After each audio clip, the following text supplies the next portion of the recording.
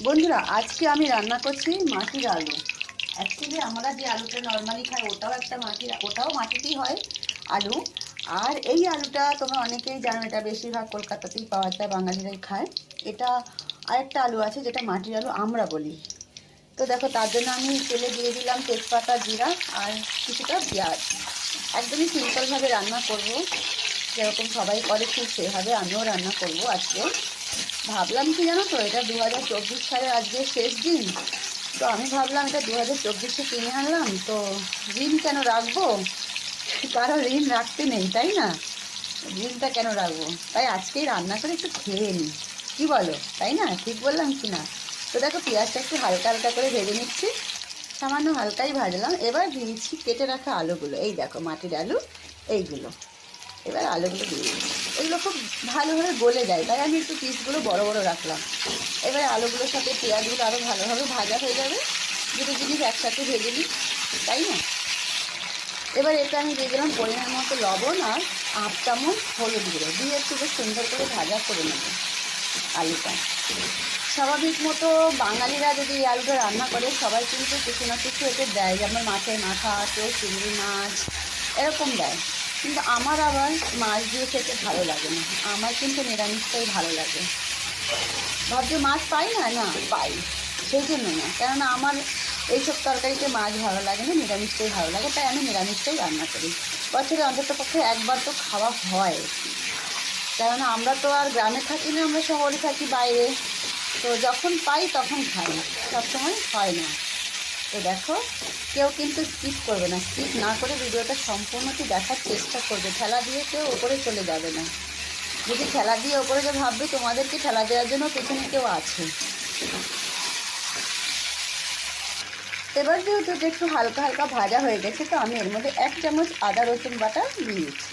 দিয়ে একটু নেড়ে চেড়ে নিই, যেরকম সব মশলা দিয়ে নাড়া হয় এটা দিয়ে একটু নেড়ে চেড়ে নিলাম। তারপর আমি কি দিলাম দেখো তো, তারপর আমি দিয়ে দিলাম জিরে ধনের গুঁড়ো 1 চামচ আর বেশ কিছুটা লঙ্কার গুঁড়ো আছে। যেহেতু আমার রেসিপিগুলো প্রত্যেকটাই স্পাইসি হয়ে থাকে, তাই লঙ্কার গুঁড়োটা একটু বেশি পরিমাণ দিয়ে দিয়েছি। তোমরা কিন্তু নিজেদের হিসাব মতোই ব্যবহার করবে লঙ্কাটা, যারা যেভাবে ঝাল খায় ঠিক সেইভাবে। এইবার একটু নেড়ে চেড়ে নেবো তরকারিটাকে সুন্দর লাল লাল করে। এইবার দেখো তো বন্ধুরা, কত সুন্দর চমৎকার কালারটা এসছে না? কিন্তু এর মধ্যে এখনও কিছু একটু কম আছে। বলো তো আমি এরপরে কি অ্যাড করব? এরপরে আমি লাল লাল টমেটো পেস্ট অ্যাড করে দিলাম। বলো তো কেমন লাগছে? এইবার আরও সুন্দর লাগছে না, তাই না বন্ধুরা? দেখতে পাচ্ছ এটা তৈরির পরে কেমন লাগবে বলো? জমে উঠবে খাবারটা আজকে, তাই না? এবার কিন্তু বেশ ভালোভাবে কষানো হয়ে গেছে আলুটাকে। এইবার আমি দিয়ে দিচ্ছি এর মধ্যে একটু জল, তাতে যতটুকু কাঁচা আছে সেটা ভালো করে সেদ্ধ হয়ে যায়, তাই না? স্বাভাবিক, সেটা সবাই করে। এবার একটু নেড়ে চেড়ে ঢেকে দেবো। তো বন্ধুরা, বেশ কিছু টাইম হয়ে গেছে, এবার আমি একটু ঢাকনাটা সরিয়ে দিয়েছি। দেখো ঝোলটা কিন্তু একদম টকবক টকবক করে ফুটছে। মনে হচ্ছে যে রান্নাটা পুরো কমপ্লিট হয়ে গেছে, কিন্তু আলুগুলো কিন্তু বেশ ভালো, দেখো কি সুন্দর গলে গেছে আলুগুলো, তাই না? ঝোলটা আমি এতটাই রাখবো। এইবার বলো তো আমি কি দেব, যেটাতে তরকারিটা আরো সুন্দর হয়ে উঠবে? দিয়ে দিচ্ছি একটা কুচি করা ধনে পাতা। দেখো দেওয়ার সাথে সাথে কত সুন্দর লাগছে না? তো সবাইকে নিউ ইয়ারের শুভেচ্ছা রইল, আর 2024টাকে হাসি মুখে আলবিদা, টাটা বাই বাই। আর আমার সবজিটাও কমপ্লিট হয়ে গেল।